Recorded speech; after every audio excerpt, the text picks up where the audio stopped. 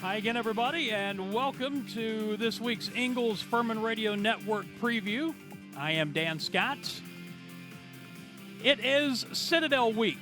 It is homecoming. It is expected to be a big Saturday afternoon here at Paladin Stadium, and it's a Furman team, obviously, that needs to get things headed back in the right direction after a couple of really tough weeks on the road at Western Carolina. 52-7 loss on the road at Wofford last week, 30-13 loss. Turned it over 8 times combined in those 2 games. So injuries, poor decision-making, all kinds of things go into it. But it's a brand new week. You've got the Citadel coming in here. It should be a fantastic atmosphere. And the good news for Furman is it looks like they're starting to get some of those banged-up players back. And we'll talk about that coming up in just a minute. I'm Dan Scott, by the way, for those of you who don't know, voice of the Paladins. I'll be joined by David Cobb and Tom Van Hoy on the broadcast for the 2 o'clock kick on Sunday. We'll get you set, or Saturday rather. There is something going on here Sunday we'll remind you of, but the football game, I promise you, is Saturday afternoon. We'll get you set for the broadcast info coming up a little bit later on. But, of course, when these two teams get together, it is a reminder that for a certain era of player and a certain era of the fan base, this is still the biggest game on the schedule each and every season on both sides, both the Citadel and at Furman. Now, we always talk about as the more recent couple of decades have come and gone, maybe Wofford, from a football standpoint, would be looked at as a bigger rival by some of the players who have come through. But make no mistake, for a certain generation, this is the game that matters the most each and every year. Furman coming in at 4-3, 2-2 in the league. Citadel coming in at 3-4, also 2-2 in the league. So one of these teams is going to suffer its 3rd conference loss of the season. This, of course, is the oldest rivalry in the Southern Conference. This is right out of Hunter Reed's game notes. This is the 105th meeting between the Paladins and the Citadel Bulldogs. Began in 1913 and has been contested every year since 1919 with the exception of the 3-year break of 1943, 44, and 45 for World War II. Paladins hold the 64-37-3 lead in the series, have won 4 straight, including a rather improbable 17-16 win in Charleston last year, scoring twice in the final 6 minutes to come back and win that game. That was a game that Furman had only 17 offensive plays the entire first half, and yet somehow came back to win that game. Furman a 36-15 record versus the Citadel here in Greenville, 15-6 in Paladin Stadium. Last time we played here was a 28-14 Furman win in 2023.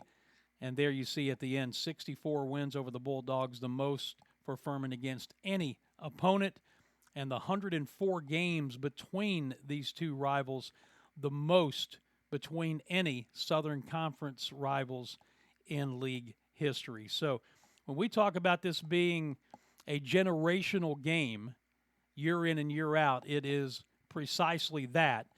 And the 105th meeting is a big one for both of these teams. And from a Furman standpoint, the last 2 weeks have really put a crimp in controlling what you can control as far as making the playoffs. You're going to have quite a bit of help now. And the most important thing you can do is start winning football games again and let everything else take care of itself. So this week is going to be a very intriguing week, to say the least. First of consecutive home games with Mercer, who right now with Western Carolina is 4-0 and undefeated in league play, coming to Paladin Stadium next Saturday.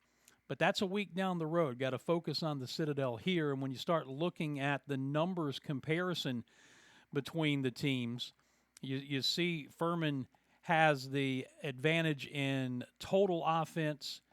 Furman has the advantage in passing offense. They have a slight advantage in scoring offense. Citadel is going to run the ball and has run the ball at a much greater clip, 223 yards a game to Furman's 97.4.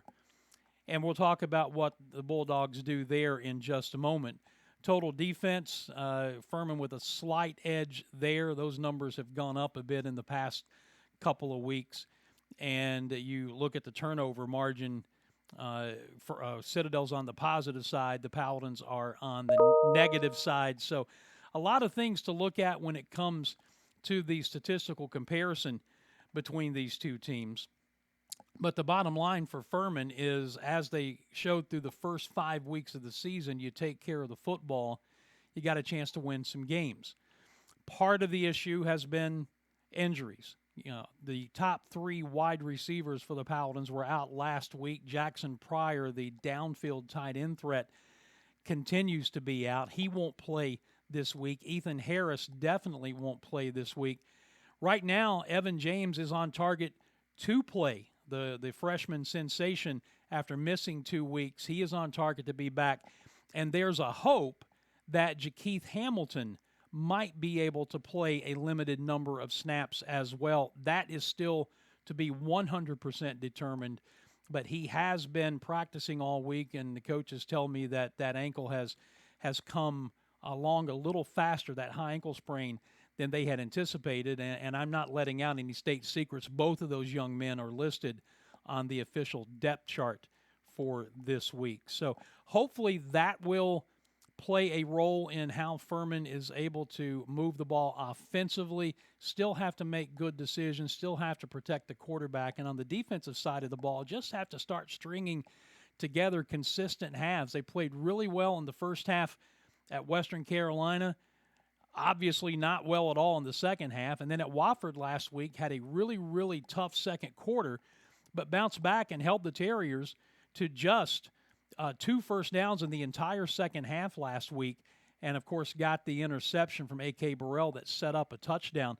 Going to need that kind of performance against a Citadel team that's not going to be the prototypical old-style under-center double-wing triple option Citadel team that we have seen. They'll run most of what they do out of the gun, and they're more of what you would call a double option team. They don't pitch the ball very much. It's going to be either quarterback Kobe Tompkins, who started the last couple of weeks, or Quentin Hayes, the Air Force transfer, if he's in there, keeping the ball, or they're going to hand it off to primarily Garrison Johnson Sr. They have not pitched the ball in that option game very much.